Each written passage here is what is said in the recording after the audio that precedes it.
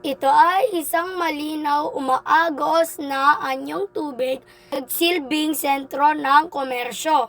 Noong panahon o 1800s, naging pangunahing pinagkukunan ng tubig at kabuhayan ng maraming komunidad na nasa tabi nitong ilog.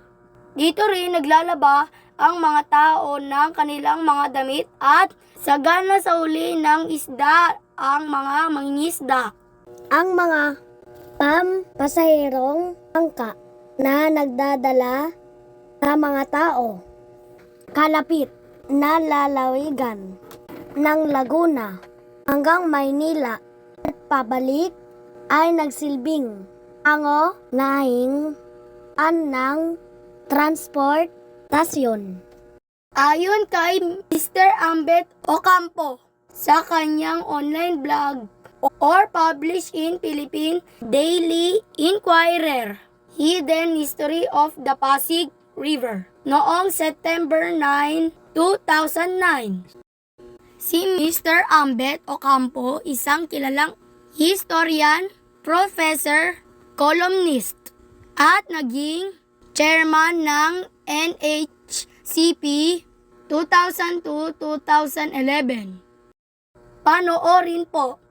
Ang pinagmulan ng pangalang Pasig na sinasabing nag-ugat sa salitang Sanskrit na naglalarawan ng isang ilog na dumadaloy mula sa isang anyong tubig patungo sa isa pa. Ayon sa alamat ng magkasintahang sina Virgilio at Paz, pinaghihiwalay sila ng kanilang mga magulang, kaya nagpasya silang tumakas sa pamamagitan ng Pasig. Ngunit ang kaawa-awang Virgilio ay nahulog mula sa bangka. At ang takot na si Paz ay napagtanto na hindi siya marunong lumanggoy. Nang lumubog siya sa tubig, 3 beses na humihingi ng hangin, nagpumiglas siya at sumigaw, "Paz, save me," na ibig sabihin ay Paz, iligtas mo ako. Ang pinakatanyag niyang huling salita ay Paz, save, at ito ang pinakasikat na kwento sa pinagmulan ng Pasig. Ang isa pang etimologiko na paliwanag ay nasa Espanyol ang ilog ay kilala bilang El Rio de Pasig. Ang maikling anyo nito na El Pasig ay isang anagram ng Legazpi. At iyon ay si Miguel Lopez de Legazpi na nagtatag ng Spanish Manila noong 1571.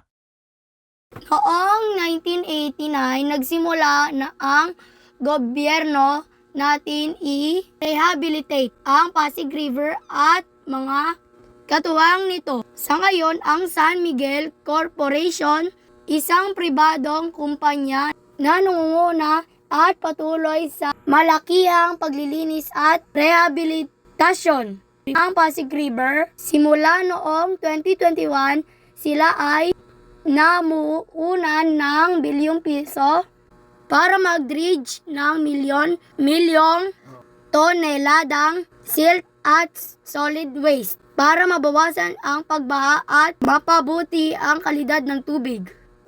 Ang paglilinis ay suportado ng mga ahensya ng gobyerno tulad ng DENR, DPWH at Philippine Coast Guard.